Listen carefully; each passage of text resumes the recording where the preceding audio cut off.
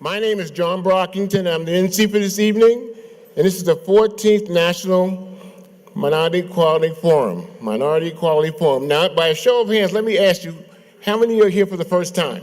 First time. Oh, that's pretty nice. First time. Okay, great. How about the third time? Okay. How about all 14? Okay, good. We have new people. That's great. So listen, before you start eating, I want to say a little prayer, okay, before you eat that food and it gets in your tummy without being blessed, okay? So everybody, bow your heads. Thank you very much. Heavenly Father, we thank you so much for this beautiful gathering, these people here tonight who came from far and wide to come to this meeting.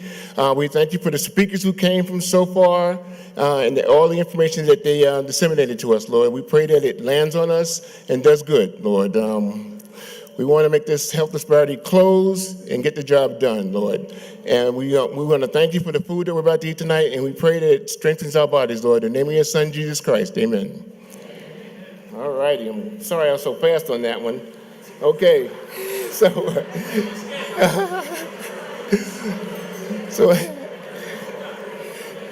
at this time, we're going to have Dr. Puckrein come to the stage.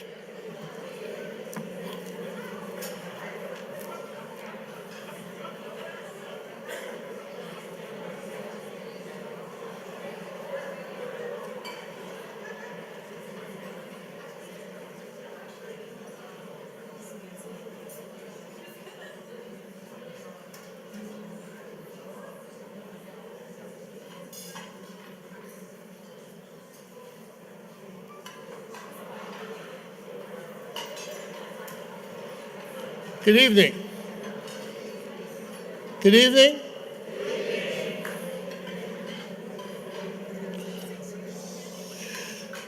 Thank you.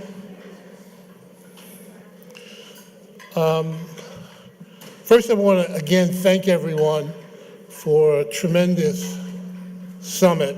The last 2 days, I've learned so much, and I really appreciate it. And I think we've got a great program for you this evening. I want to start off by asking Dr. McDade to come up. He is on the board of directors of the American Medical Association to bring some greetings from AMA. Dr. McDade.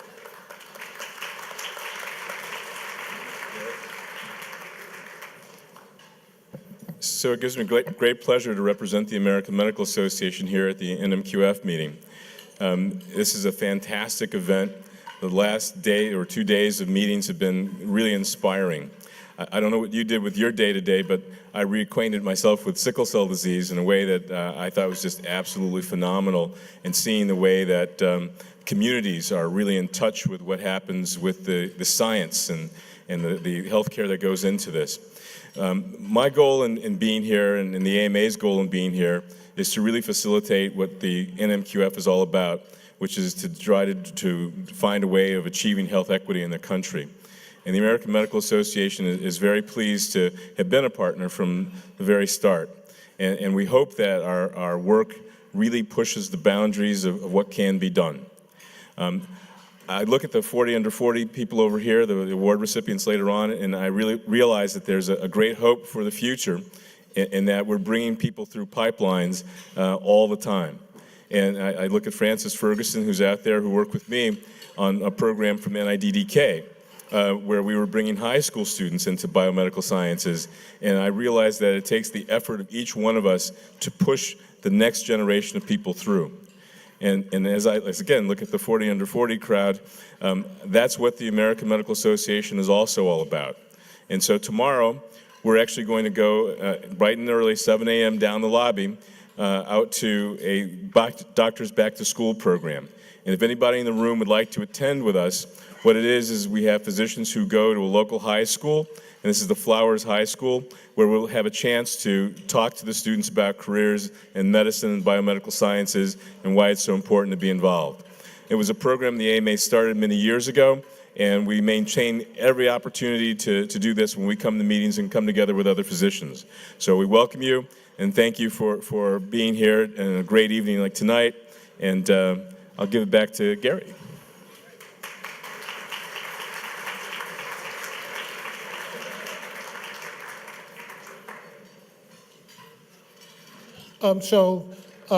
Congresswoman Kelly will be joining us in a while. They have votes tonight, so she has to get through some of the votes, and she will be here to bring greetings. And so will our keynote speaker is also having a vote tonight. So why don't we proceed with dinner, and we'll begin after. Thank you. Please find your seats again, please. We're going to continue with our program at this time. So at this time, I would like to ask Dr. Gary Puckrein to come to the stage for the first presentation of a Lifetime Achievement Award. And a little side note about this winner tonight, he's probably the only person in the room that qualified for the Olympics in 1980. When he comes to the stage, you can guess what event he qualified in.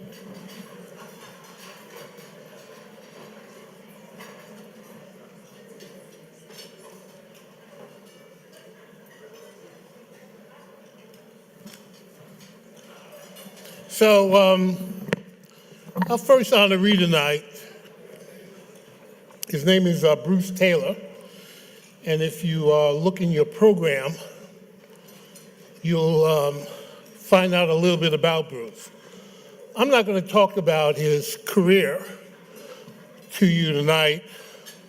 I'm going to talk about the Bruce Taylor that I know and the work that we've done together for over a decade. When you are doing work challenging health disparities, when you're trying to get health care to the underserved, when you're trying to get a system to recognize that every life matters, you want somebody in that trench hole with you who is never going to quit, because you can find 1,000 reasons to quit. People get angry at you. You hear no so much that your head starts to swim. You come up with evidence. I mean, people talk about data. You bring data to the party, and it ain't about data. People look at it like it's a speed bump. I've worked with Bruce in Southwest Texas. I've worked with Bruce going into the halls of Congress. I've worked with Bruce going into state legislators. I've worked with Bruce going into administrative offices inside the executive branch. And sometimes we're working 3 years and all we hear is no. Sometimes we come in and we've got the evidence and they say, we got to talk to OMB and see if we can find a write-off so that the lives that you're talking about serving and saving, they may cost some money and we got to find an offset. And you say to yourself, an offset? And you leave there because they're actually serious. They're actually saying this to you. You look at the data and you see that people have been denied needed services. And you show the evidence where their mortality rates have increased. They've gone to the hospital. They're in the emergency room. They're actually costing the system more money. It doesn't even begin to equate. And one of the things that I've been most surprised about with working with Bruce is that he's pretty much like me. No is only the beginning of the discussion. We don't understand no. We don't even know what that looks like. So it's been really a tremendous pleasure and honor to work alongside him. My wife will tell you I come home smelling like cigars hanging out with Bruce. But it's been really a treat. It's been really, and the thing I want to share with you the most important thing I want to share with you is that the lives that he saved don't even know he did that for. They've never even heard his name. They don't even know that he exists. They've never said thank you. They've never had the opportunity to say thank you. So I thought we would take tonight to say thank you to a man who's done a really great job for thousands and thousands of Americans. So I want to introduce you to really a great friend, and it's been an honor to work with him, Bruce Taylor.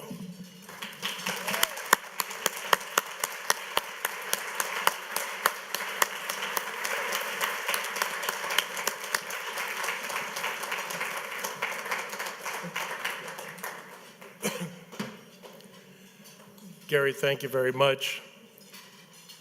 I'm extremely humbled. My career over the past 37 years advocating for patients and patients with chronic diseases, and particularly with diabetes, I've operated in the shadows. How do you make things happen from behind the scenes? The one core thing when Gary and I started the relationship over a decade ago, when we started looking at the data, we realized one core thing. This ain't right. But we carried it to the next step. Not only is this ain't right, but it's unacceptable. So we worked to create evidence-based advocacy to be able to demonstrate where policies are flawed, all well-intended with unintended consequences. To be able to help to make the lives of all patients with chronic conditions better, irregardless of religion, gender, or ethnicity. We saw it as an injustice to people with the disease. In order to be able to do my job, I have three extremely important people that I need to recognize. I have been blessed by the company that I work for, that they allowed and paid me to do my job. But the sacrifice that I made was made by my wife and my two daughters. Because in order to do this job, you travel, you're at many, many meetings, you're away for a lot of weekends. And it's to them who did the sacrifice that supported me to allow me to do this to help the patients of this country. I'd like to have a special thanks to my friends who were able to attend tonight. My brother Chris, who made the trip in from Las Vegas, thank you very much. And on behalf of all patients with diabetes, Gary, thank you for fighting for us and for being our voice. To the policymakers, I'm going to give you a secret. People who manage their diabetes cost less, live longer, do better, and pay more taxes.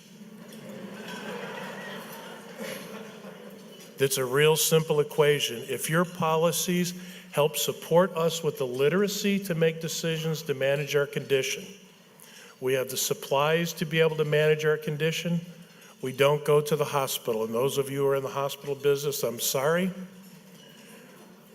I would rather stay here at the Ritz than at Community North. That's a simple premise with chronic conditions. If the patient is empowered, engaged, and given the tools, over 50% of the costs are from hospitals. Keep them from going there. That's the solution. Gary, on behalf of myself and all my family who has diabetes, which I've had for 37 years, thank you for your support, and I accept this recognition on behalf of that extended family. Thank you.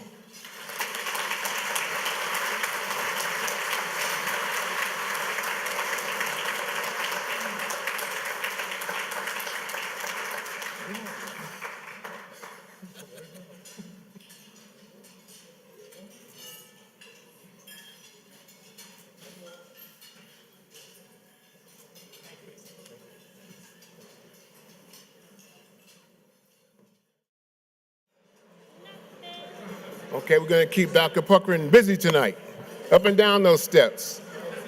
So he's going to make the next presentation.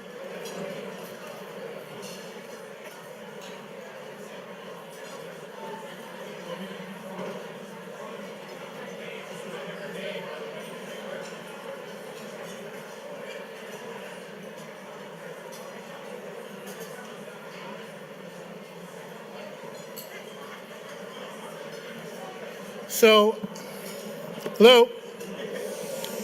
Hello?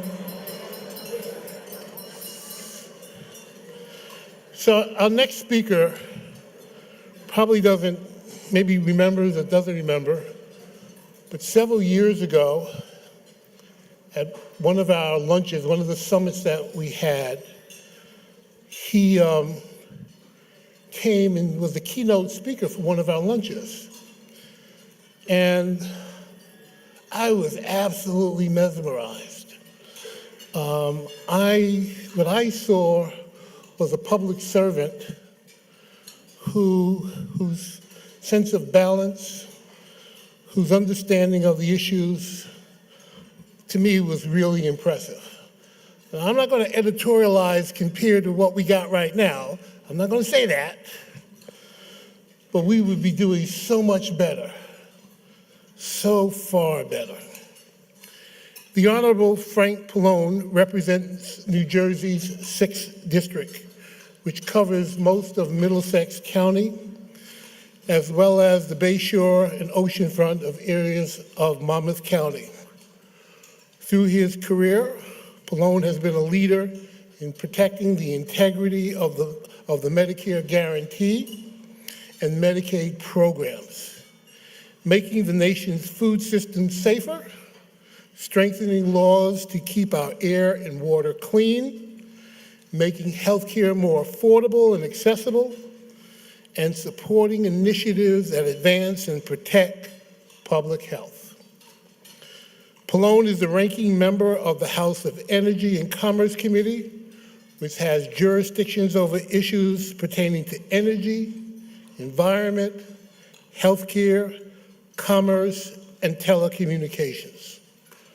From 2006 to 2014, Pallone has served as a top Democrat on the committee's subcommittee on health, as well as chairman during the 111th Congress.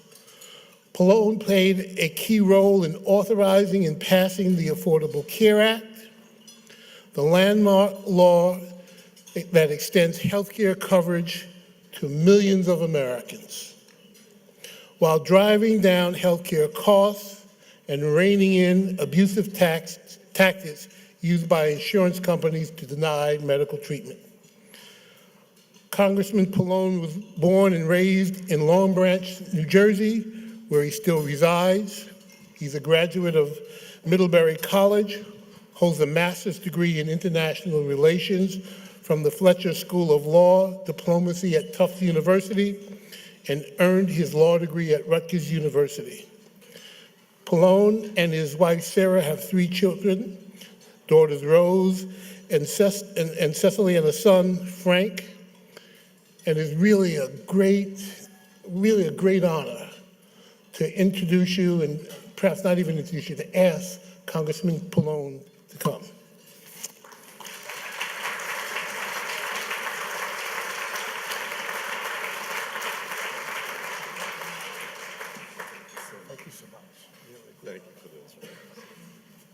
Thank you so much for those remarks. And I thought what I would do tonight is, give a little update about where we are on healthcare issues. But before I do that, I want to thank the Congressional Black Caucus, and I want to thank in particular Robin Kelly, who I know is the Health Brain Trust Chair, for inviting me tonight. And also, I don't know if Cedric Richmond is here. I see Eddie Bernice Johnson and Gary Puckrein with the National Minority Quality Forum for also inviting me. But the CBC Health Brain Trust and the National Minority Quality Forum really do a lot. I mean, not only in terms of pointing out disparities between minority populations and mainstream, but just in general in trying to promote healthcare reform and innovations in the future. I can't underestimate that. And I want to also mention that there you have the 40 under 40 awardees at tonight's dinners. I guess they haven't done that yet.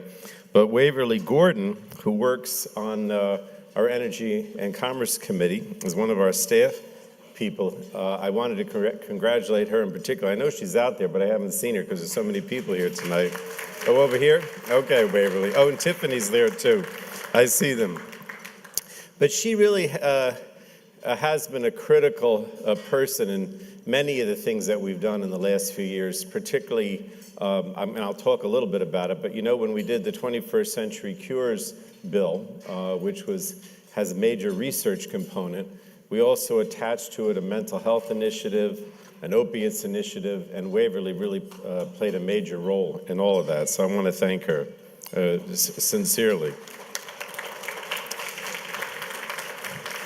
I wanted to, first of all, let me say this. I think you know that the big issue, of course, this year has been, you know, whether the Republicans were going to succeed in repealing the Affordable Care Act. And obviously they haven't so far. I don't think they will, frankly. And I want to thank all of you because there was so much grassroots activity that went into the effort to prevent the GOP repeal. And without that push, not only by this group, but so many people around the country, I think we could easily have seen the repeal. And, you know, it was also a tremendous opportunity, which I think kind of escaped us, those who drafted the ACA and were involved in promoting the ACA for so many years. It was also a real opportunity for the public to see what the Affordable Care Act was really like. I always tell the story that on the Friday when we were supposed to vote on the Republican repeal, all day long, I was in the cloakroom because I refused to leave the floor, and I kept seeing this chart either on MSNBC or on CNN with the essential health benefits. And I'm not kidding you when I say that for the last 6 or 7 years, I've been trying to explain to my constituents and anybody that I can talk to that not only was the ACA a great success because it covered so many people that didn't have insurance, and not only that, but provided subsidies and prevented, made it possible for people to afford their health insurance if they had to buy it on the individual market. I won't get into all the details. But the one thing that nobody seemed to understand was how important it was to have a good benefit package. And now, there was, before then, states sold these cheap insurance packages that often didn't cover anything. Some of them didn't even cover hospitalization. And all of a sudden now we had insurance that was being sold that was actually good insurance, covered what a health insurance policy should cover. But it wasn't until that day, a few weeks ago, when I saw that chart constantly being shown over and over again with one of the commentators for the 2 channels that I watch, really explaining to people what the essential benefits package was all about. And that brought home to me how, one very positive result of the ACA repeal effort on the part of the Republicans is that we finally had the opportunity to explain to the public what the ACA was all about. And I think that that's one of the reasons why the repeal was not successful, because people finally did understand what they were getting. Now, I wanted to just say, what's going on now? I'm not going to go into the ACA. You all know how important it is and why the Republican repeal would not be a good thing for the American people. You've heard rumors about another Republican repeal. Obviously, the president and Speaker Ryan are still trying to accomplish that. Personally, I don't think it's going to happen because I think that the Republicans, in order to get the Freedom Caucus, the right wing, the Tea Party, whatever you want to call that gang, they have to move further to the right. And the bill already is so far to the right in terms of what, people losing their insurance, and so many other things that are bad about the repeal, that I don't think they're ever going to get to the extent that they move to the right to appeal to the Freedom Caucus or the Tea Party, they're going to lose more and more Republicans that are more in the middle. But, as I'm sure many of you are aware, our concern, those of us who support the ACA, is the sabotage. In other words, things like the president's threat last week to eliminate the cost-sharing subsidies, right? Or the announcement that was made during tax week that if you don't check off that you have health insurance, they won't enforce the penalty. Or the cutbacks in the outreach, the ads, the promotions to tell people how to sign up. So essentially what we're saying as Democrats and supporters is that the repeal has to stop, the sabotage has to stop, and then, we can actually sit down and talk about things that could be done to improve the Affordable Care Act, like making sure that every state has Medicaid expansion, or doing things to make sure there are more insurers in the various markets now where there may be only one, or reinsurance, or some of the other things. But everything that we as Democrats, and I'm sure you all agree, want to do is to try to improve the Affordable Care Act so more people get coverage, they have to pay less out of pocket, and they continue to have a good benefit package. Those are our goals. And hopefully, we'll get to that point at some, maybe in the next few months or the next year, I don't know when, but that's our goal in terms of how we want to improve things. I won't go into more details. But I did want to say, I think many of you, we continue to realize, and I continue to realize, that there are a lot of things that still need to be done. The issue of disparities continues to exist. Robin, I think, is the sponsor now of the Brain Trust Disparities Bill, which is another thing that we would like to move if we ever get around to it. When I say that, if the Republicans ever agree to get around to it. But we also continue to try to address some of the disparities issues whenever there's an opportunity. So the ACA did have certain provisions with regard to the Office of Minority Health, I think it's called. The 21st Century Cures Act, Bobby Rush, who's on our committee, tried to put in some provisions that address some of the disparities issues. And as we move forward in trying to deal with other healthcare issues that are going to come up this year, we will continue to strive to do that, because we do understand that disparities for minority populations continue to exist, and that whether it's research, whether it's data, information, prevention, all these things continue to need to be addressed. And I think that Robin and Eddie Bernice have actually heard me say that, and I know that that's not the main focus, I guess, of the Brain Trust, but I'm sure you deal with it. One of the things that I was very proud of is that in the Affordable Care Act, we did have the Indian Healthcare Improvement Act. And fortunately, the Republicans in their repeal did not touch that. They didn't try to repeal the improvements that we had in terms of the Indian Healthcare Improvement Act, because historically, I've been the vice chair of the Native American Caucus for a number of years, and so I was determined when we did the ACA that be included, and we are also focusing on ways of improving the Indian Healthcare Improvement Act too, if we get to the point where we can work on improvements to the ACA.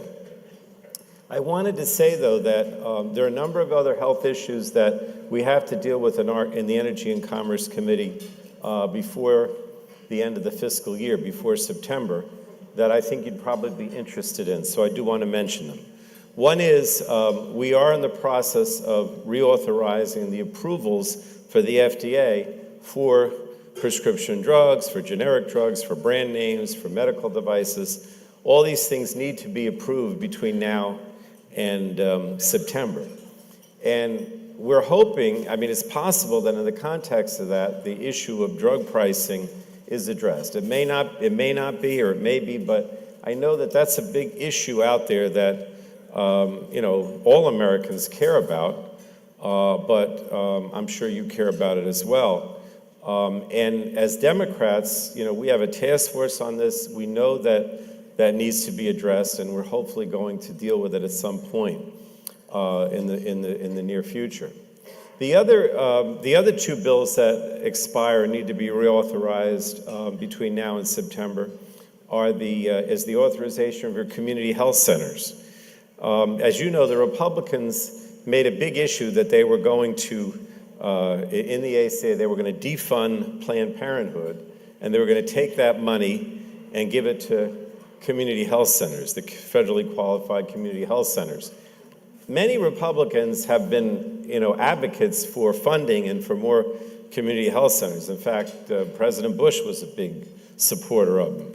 But the idea that you're going to boost them by taking money away from Planned Parenthood and the resulting closure of Planned Parenthood clinics, which could easily result, obviously makes no sense. If you talk to anybody who works in the community health centers, they'll tell you we can't take up the slack of Planned Parenthood.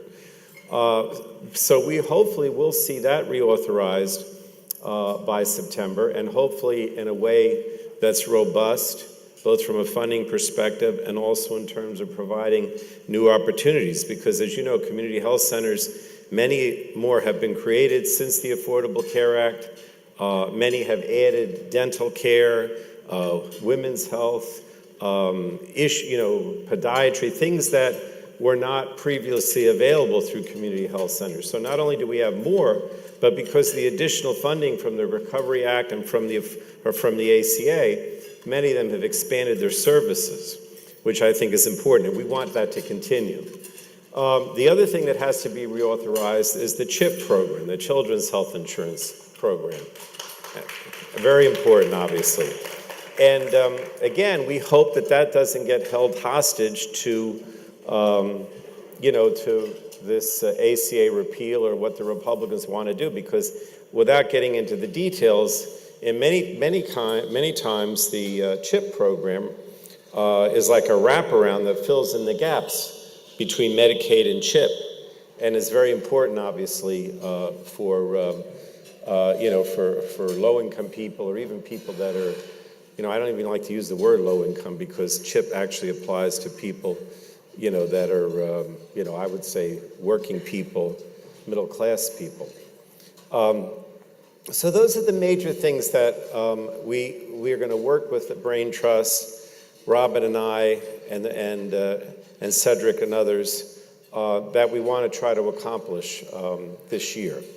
But of course, the most important thing is to prevent the Affordable Care Act repeal.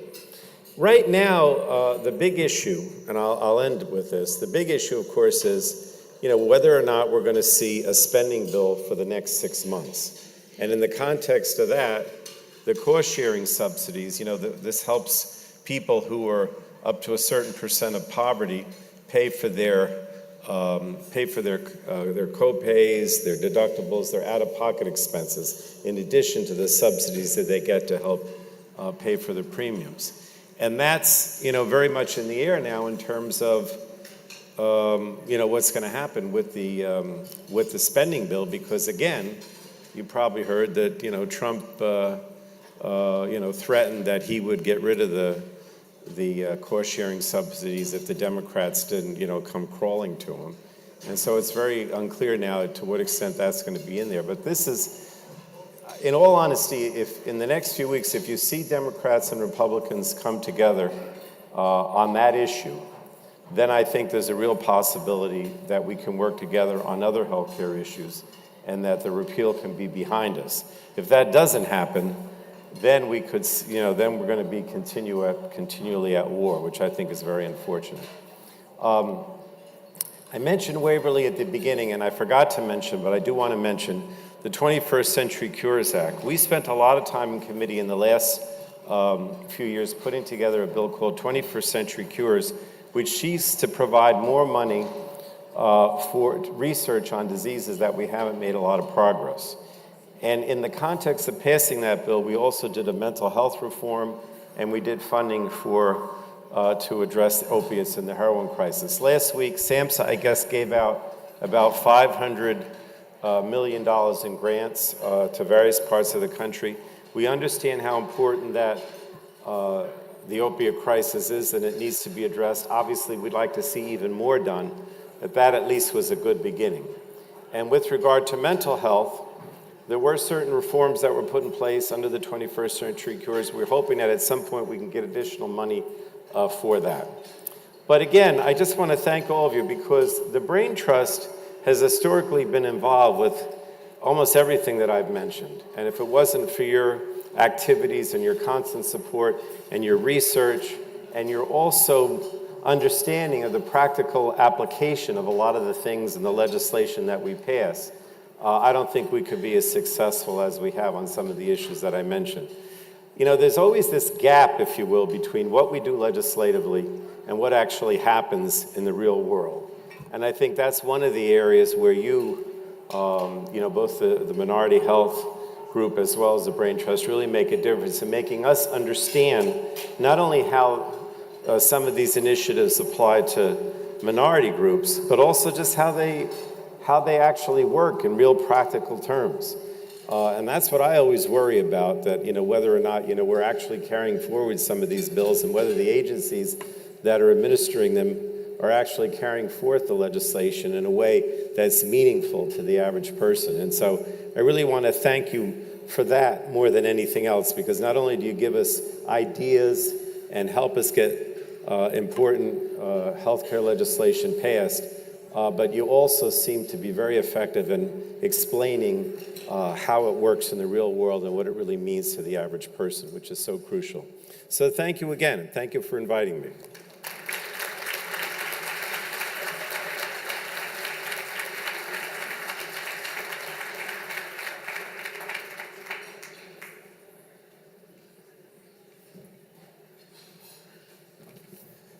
Okay, at this time, I'd like to welcome Dr. Puckrein back to the stage for the next presentation of a Lifetime Achievement Award.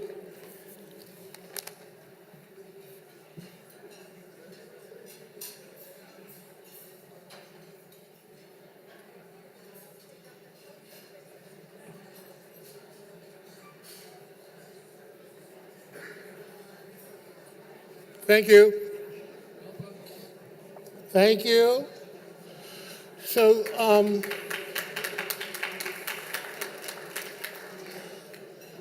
for those who are not in healthcare, for those of you who are not in healthcare, you might not have fully understood what Congressman Pallone was outlining. He was talking about the appropriation for the very heart of American healthcare. The CHIP program funds our youth. I translated, he said that perhaps somebody wanted to hold our youth hostage so that they could tear up the Affordable Care Act. That's what I heard. Some of you may not know what PDUFA is, but it funds our new medicines. It's a really important program. One of the things I've been struck by is that the minority community has not been involved in PDUFA. We have to do that. We talk about we need diversity in clinical trials. That's where it starts, with PDUFA. That's a piece of legislation that's going to get passed shortly. You have to pay attention, right? There were really important things being said to you. There were really important things being said to you. And you have to pay attention. That's why we are where we are.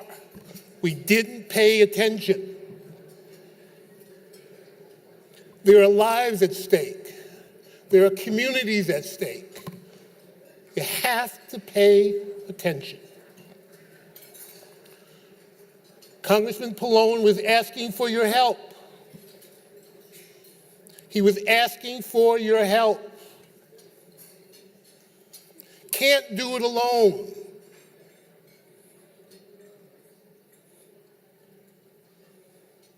Cannot do it alone.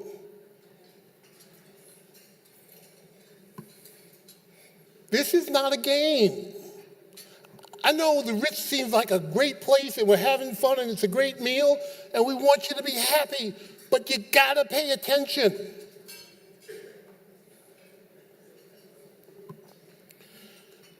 Our next awardee paid attention. Everyone here who knows Dr. Elizabeth Ofili, could you please stand up? Please stand up.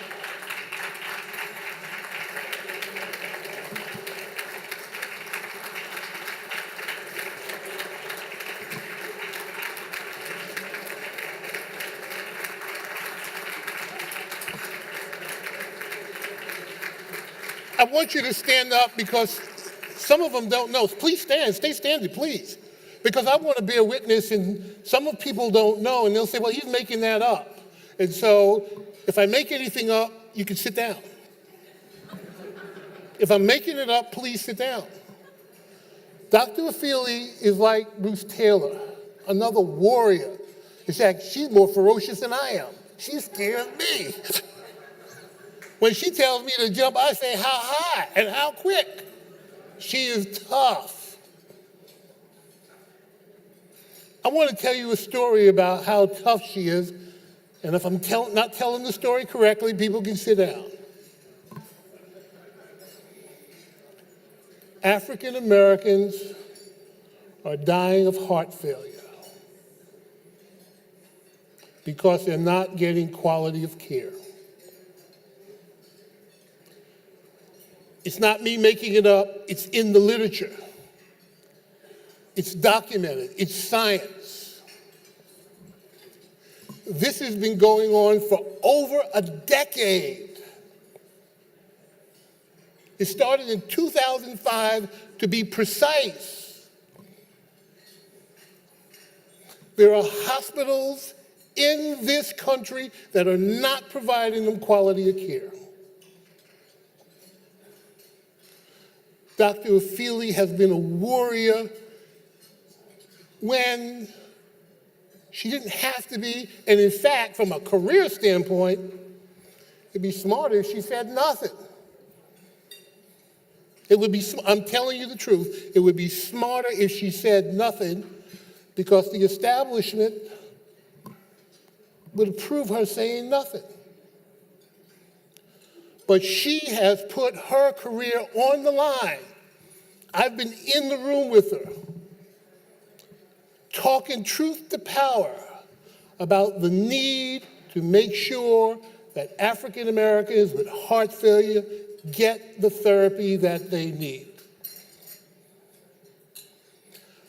I can be passionate about the issue, but I'm not a cardiologist. If they tell me whatever, I don't have the capacity to disagree. But she knows the science, and she's used the science in the interest of community.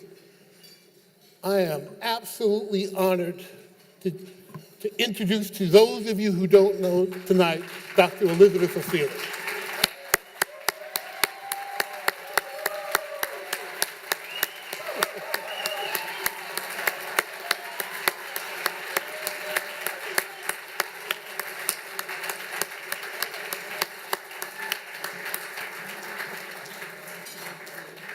Thank you. Oh my gosh, what an honor. What an introduction.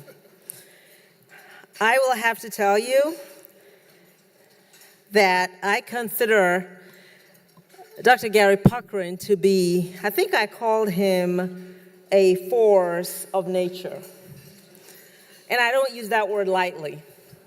It is because of how I've seen him take on things that many of us don't want to take on, even those of us that are clinicians. I am grateful to the National Minority Equality Forum. I am grateful for the work you do. I am grateful that you bring all of these people together every year. You can come into this room and walk out and just see how empowered and passionate everybody is. Because we can walk out there with our heads held high because we know there are many of us around who can make a difference, and we thank you. I also want to thank Gretchen Wortman, who really labors behind the scenes. Thank you. Thank you. I want to thank Richard Allen Williams, founder of the Association of Black Cardiologists.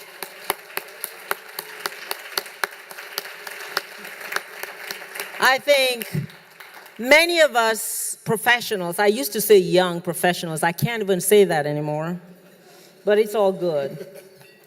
Many of us professionals who are blacks, cardiologists, or other specialties would not have the opportunity we have if Dr. Williams didn't stand up those many years ago and decide that it is not appropriate that people show up for medical meetings and pretend like black professionals did not exist.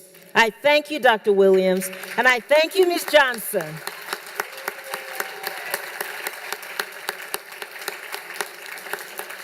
Of course, my mom is standing there in the audience and she says, she has not yet thanked God. What happened? I am grateful to God because I know that right from when I was born, my mom told me that something was different, and I believed her. I believed she and my dad. And I think you need someone to tell you that all the time to empower you. So both my parents, and I'm grateful that my mom is here with us. Many of you have seen her around. She runs 2 to 5 miles a day. I mean, she walks, that is.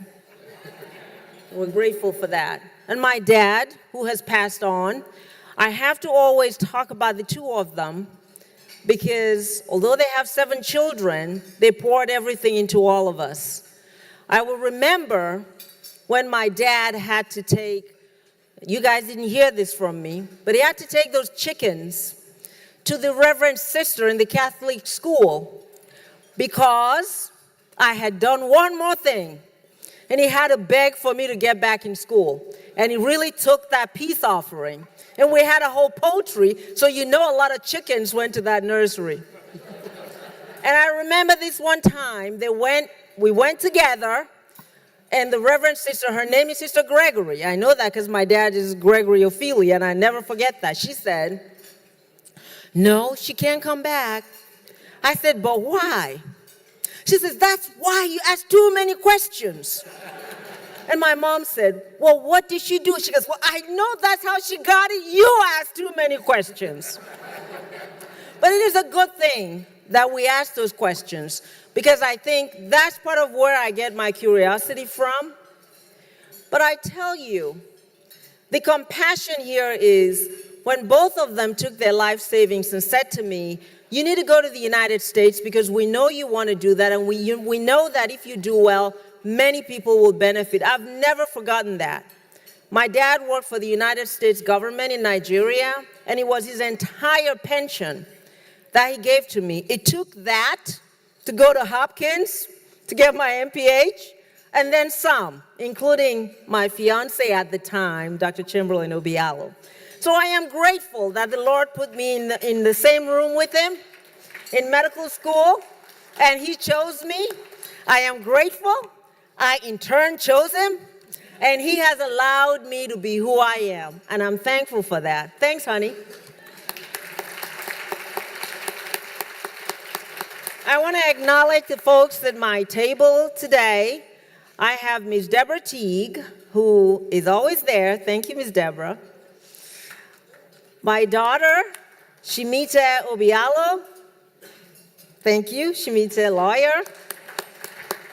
Her boyfriend, I can't call him her friend, he's her boyfriend, Alvin.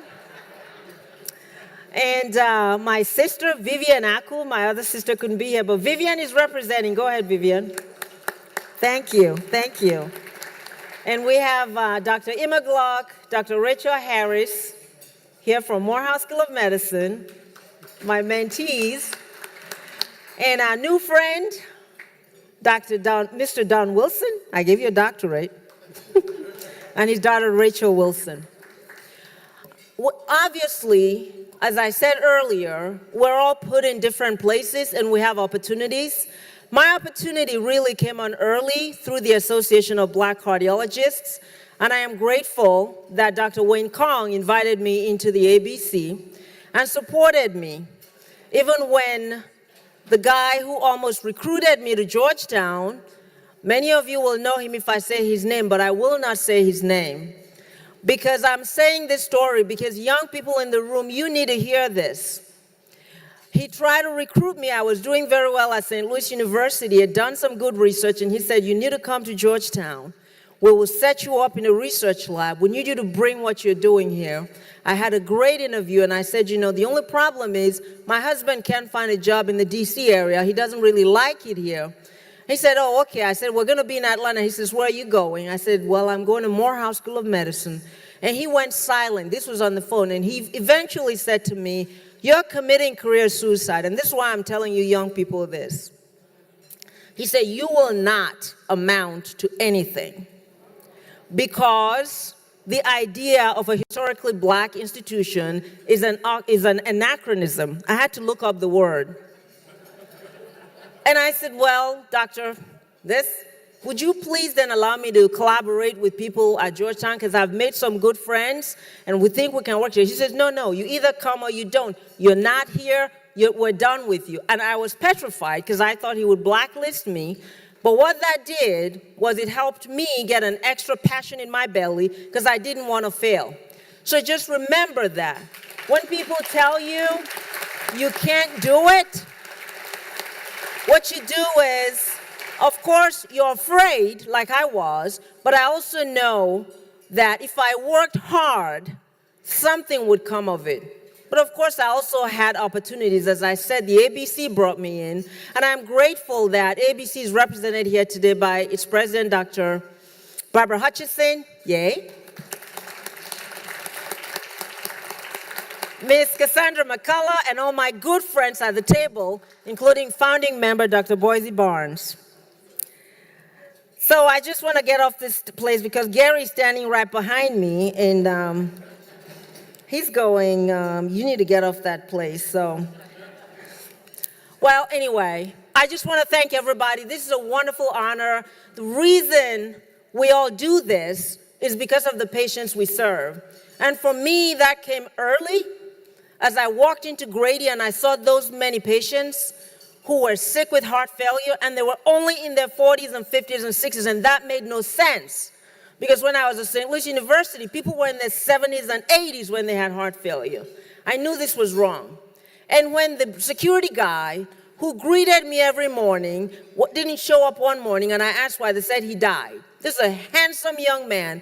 I knew we had a challenge. So Gary, when you say I just have this, it's because I remember all these people. And after those many years, I came to Morehouse School of Medicine in 1994. I didn't know I was going to stay, but there was plenty of work to do, and I stayed. After those many years, just 6 months ago, I dealt with the problem again. I had a 36-year-old woman who had come in because she was diagnosed with heart failure. She was at the best hospital in Atlanta. They were going to put in a defibrillator. They were going to send her to transplant, and they did not even have her on evidence-based care, the drug Bidil. It was a trial that ABC supported. All of us, Dr. Puckrein, we all got together and said this was a good thing to do. The Congressional Black Caucus got involved. The trial was done. 1,050 African Americans gave their lives. 1,050. Because I can tell you, this study done in 2000 to 2004, when the study was published in the New England Journal of Medicine, these guys are no longer here. That's how devastating heart failure is. And when I saw this 36-year-old woman, and she said to me, "Dr. Ofili, all I just want to do is be able to walk my dog." And she only came to me because her mother, who's a celebrity, said, "This can't be right. They're going to put in all this stuff in my daughter. I want to talk to somebody." And I hear Dr. Ofili has special care for African-American women. Let's go see her. The reason I'm saying all of this, everyone, is because my concern is this stuff is going to continue. Fortunately for her, as we got involved, we got her on the appropriate therapy, Bidil, got her on some spironolactone as well, and I'm happy to tell you, I saw her in October. In January, when I saw her in follow-up, her ejection fraction had gone from 18% to 45%. I mean, I'm not saying everybody's going to get that same result, but for goodness sakes, there is no reason why doctors are neglecting this. And we're helping them with it, because we get in these corners talking about it's just a drug for black people. Why is it just a drug for black people? Who cares why it's just a drug for black people? They make drugs all the time for white people, and we take the drugs. So let us just be advocates for ourselves, for our family, for our patients, because that's what it's going to take. And I thank you all for your attention.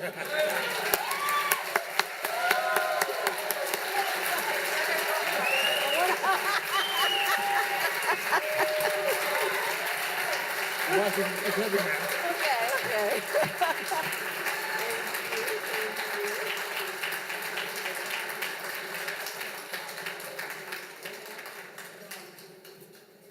Thank you. Start? Okay. So we're going to start with our 40 under 40 awards. Okay, they're lined up over there. Okay, so our first awardee, Chinonso Akano.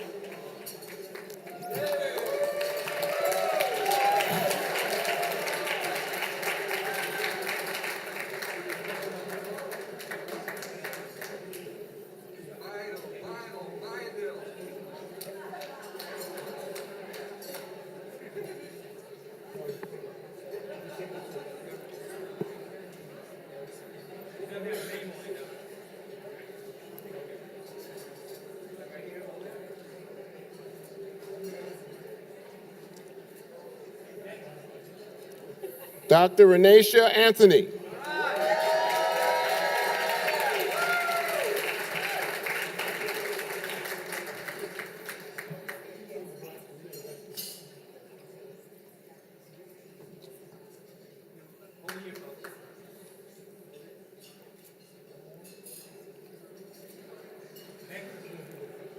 Dr. J. Batt.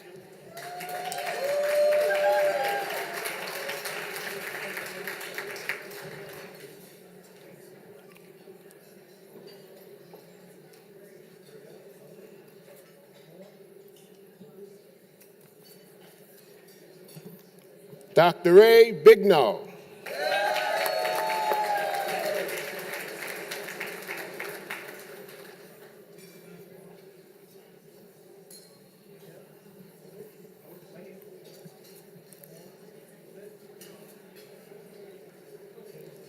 Dr. Christopher Boone.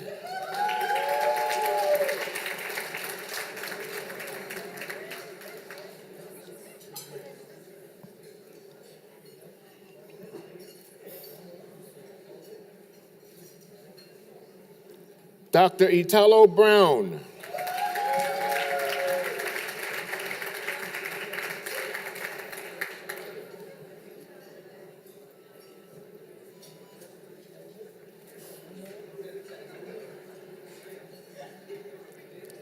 Jamisha Brown.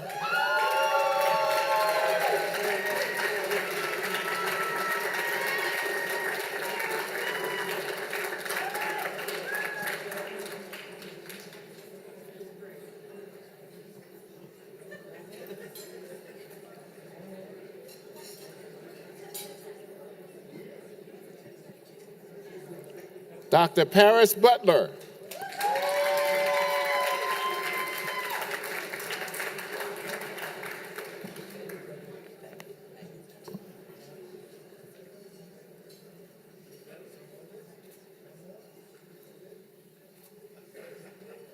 Dr. Monique Chantenay Chambers.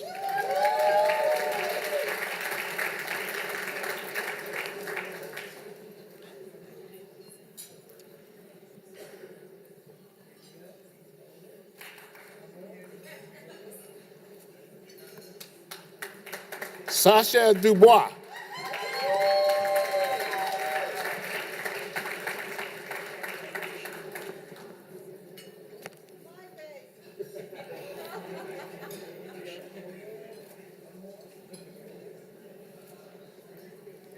Dr. Kafwi Drasha.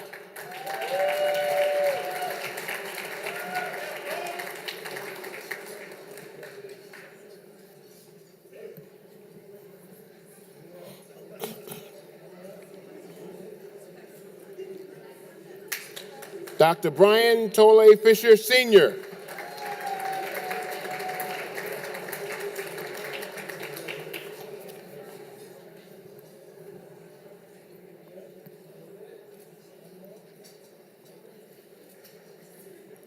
Dr. Faith Fletcher.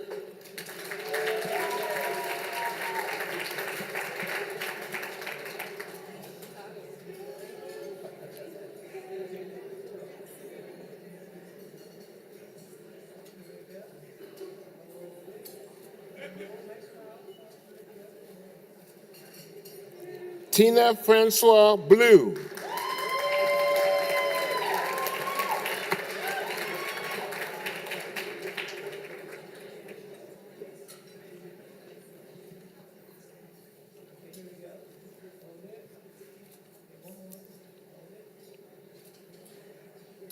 Christy Gamble.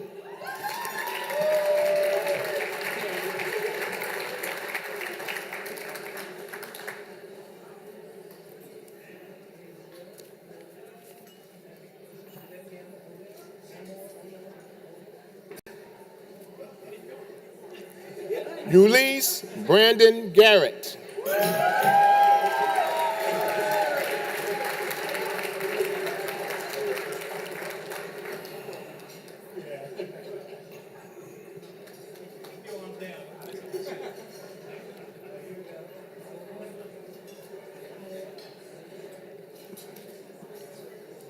Waverly Gordon.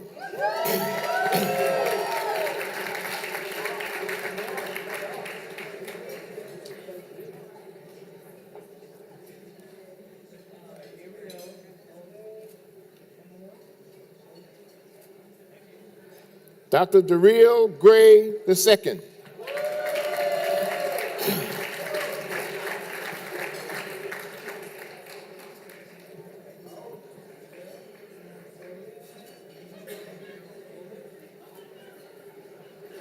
Dr. Vin Gupta.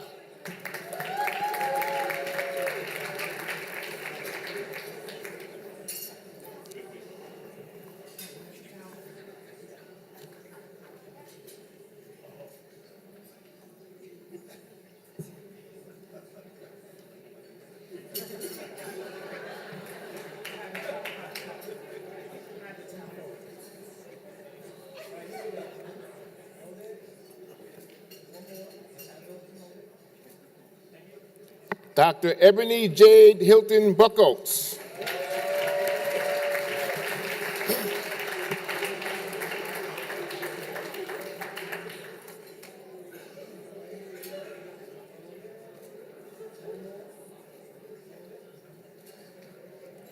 Dr. Hope Jackson.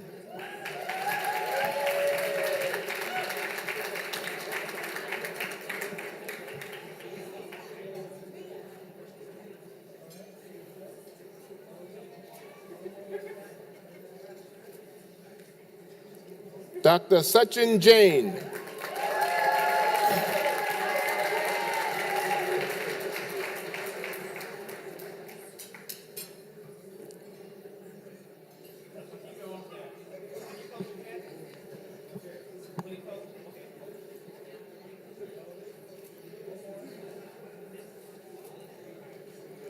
Dr. Kevin Ahmad Jenkins.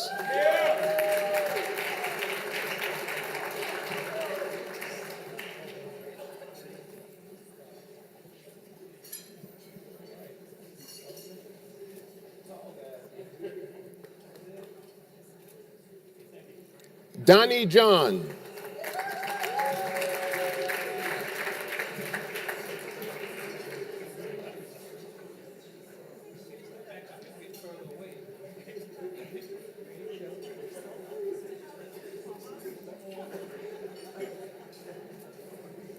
Mia Keys.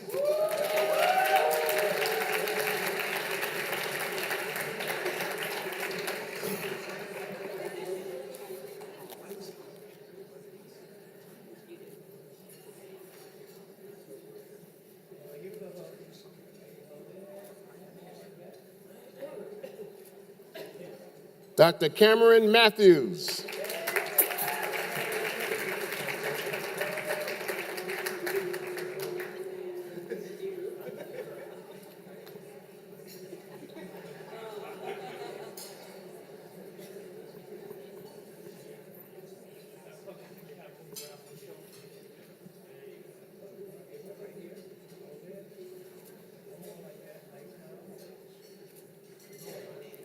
Dr. Aisha Metzger.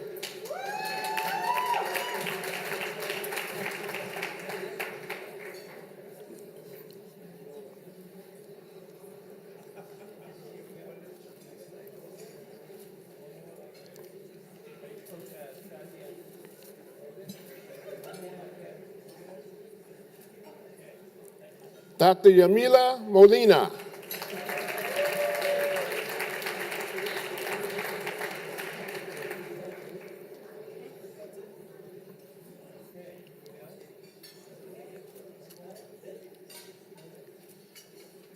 Dr. Michael Duarte.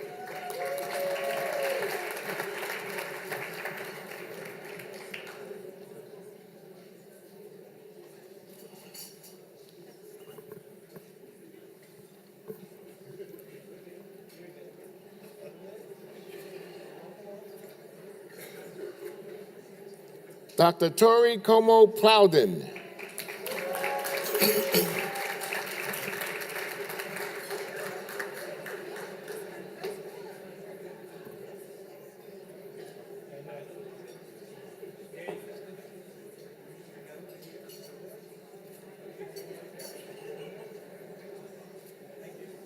Dr. Maria Portela.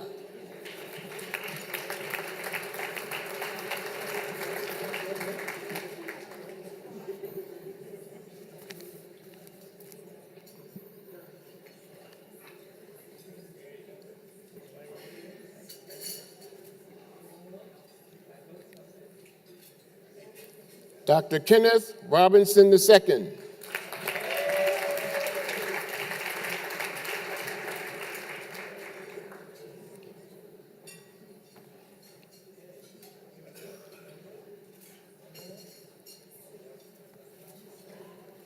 Dr. Lindsay Ross.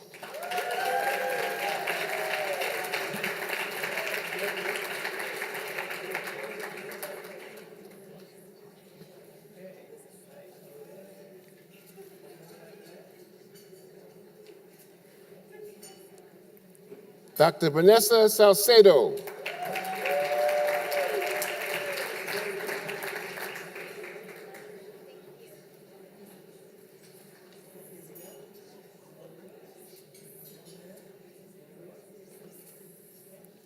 Erin Searles.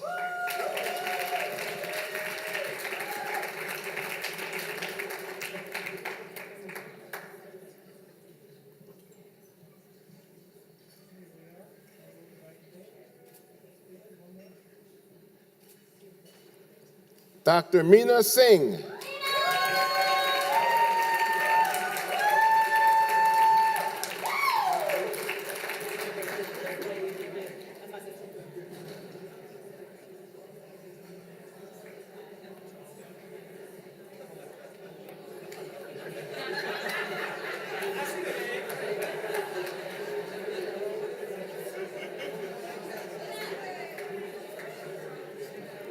Felicia Liz Stokes.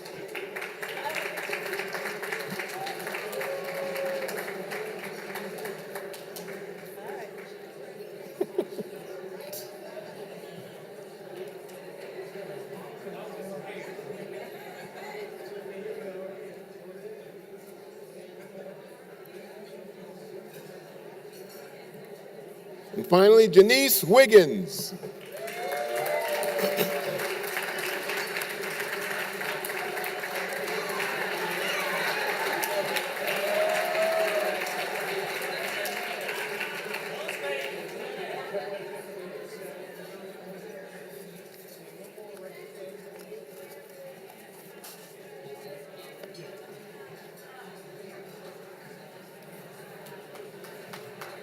We would like all the 40 under 40s to come back up. And at this time, I wanted to thank Robin Kelly, Team Robin Kelly staff for all the work you've done. I really, really appreciate it. We couldn't have done this without you, so thank you so very much. And I would like my colleagues to come back on stage. We met Congressman Frank Pallone, if you would come back up on stage. Congresswoman Joyce Beatty from the great state of Ohio. She makes me say that. And Congresswoman Eddie Bernice Johnson, if you could come on stage. And if we could bring the 40 under 40 back. And I know there are two gentlemen from Ohio. Congressman Beatty would love to meet you. And I know there's a person from Texas. If you can introduce yourself to Eddie Bernice Johnson. I guess we'll try, right? I don't know if there was anybody from New Jersey. I can't remember if we had New Jersey. Right. This.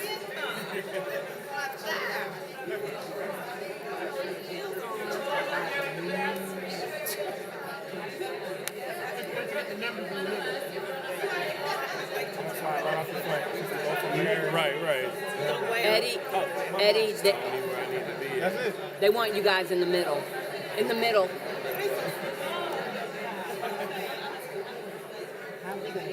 Once we get the members up in the middle. Where should we go? All the way. Come on.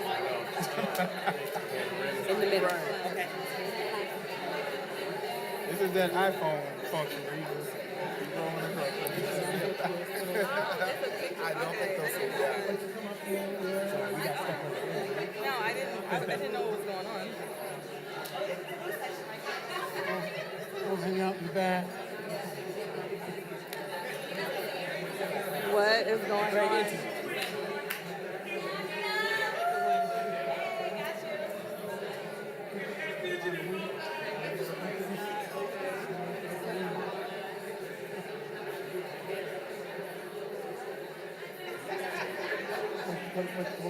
Oh, he told me to stay right there. Yeah, I went over there. He pushed me back.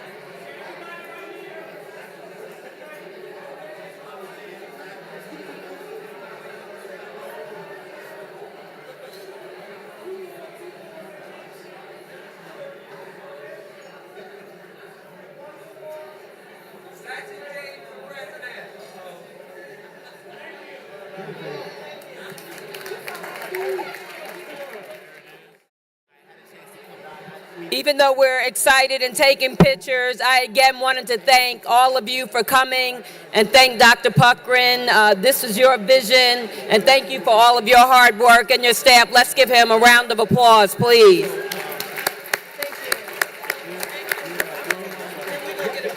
And again, I want to thank my staff, and we have a lot of work to do.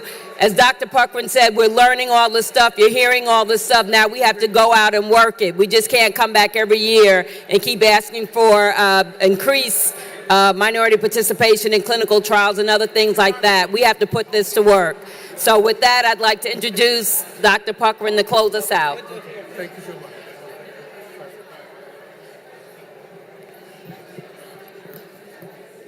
I first, if I can get your attention for one last second, I promise to make it brief. I first want to thank Congresswoman Kelly. It's been a privilege to work with her. It's just been really amazing. And her staff, they've been absolutely super. I also want to thank the staff of the National Minority Quality Forum. You guys actually think I do something, I just don't. They just bring me up here and point me and I do what I'm told.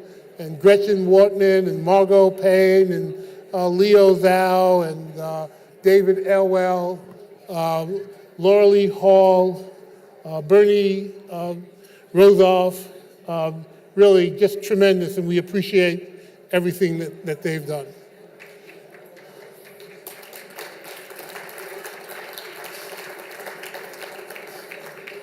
I also want to thank our sponsors. Is it possible we can put our sponsors list up? None of this happens without the sponsors. I just want to be just frank, right? You know me, I'm always clear and direct. Without our sponsors, none of this would be possible. They've been supporting us for 14 years, and we are deeply appreciative of what they've done. So I want to thank our sponsors, and I ask you to thank our sponsors. And finally, When we started on Monday morning at 8 o'clock, I told you about our vision to begin building sustainable, healthy communities. And I always confess, or at least I try to confess every sin that I know publicly. And one of my sins is really history. And what I remember the most when I look at the historical record about the African American experience is that the best and the brightest in our community from 1619 to 1865 had to address slavery. When Goldman Sachs was insuring slaves, that's how Goldman Sachs got to be Goldman Sachs. It was insuring slaves. When Georgetown University became Georgetown University, it did so by selling slaves. I'm an alum of Brown University, and I appreciate everything that institution has offered me, but it was built on the slave trade. The best in our community had to deal with that. After slavery, if you go look at the record, you'll see that Frederick Douglass and all of those who worked in the anti-slavery movement, you could see that they were lost. Their struggle and their journey was over. And it wasn't until W.E.B. Du Bois and the Niagara movement did the struggle against segregated society begin in 1905. And from 1905 to 1965, the best and the brightest in our community, they didn't go build tall buildings. They didn't have an opportunity to start a bank. They couldn't become real estate moguls. They had to deal with segregated society. That's what they did. That's what they got up and did every morning, is deal with segregated society. And in 1965, that struggle was essentially won. The structure was won. And our generation, when I look at what we need to do going forward, is to build community. That needs to be our overarching drive every day, to build healthy, sustainable communities. That's what we have to do. I'm telling you that Ferguson is not a sustainable community. It's not healthy. There's something fundamentally wrong with anything that looks like that. And so what's important here, and the work that we think about at the National Minority Equality Forum, is to make a contribution in the area of healthcare. That's one piece of it. Others will do education, and some will do business, and others will go on. But healthcare is important. I used to play football, and I can tell you the trainer is the most important guy in the field, because if you can't get back out on the field, you ain't playing ball, right? You're not playing. And so that's the work that we've set out, and that's what we've asked you to help us with. Help us build sustainable communities. No medical deserts, no population that doesn't have access to health care. My answer, this is Gary Puckrein speaking, my personal answer to anyone who says that an American doesn't deserve health insurance, I think that person is politically disqualified. Disqualified, fundamentally.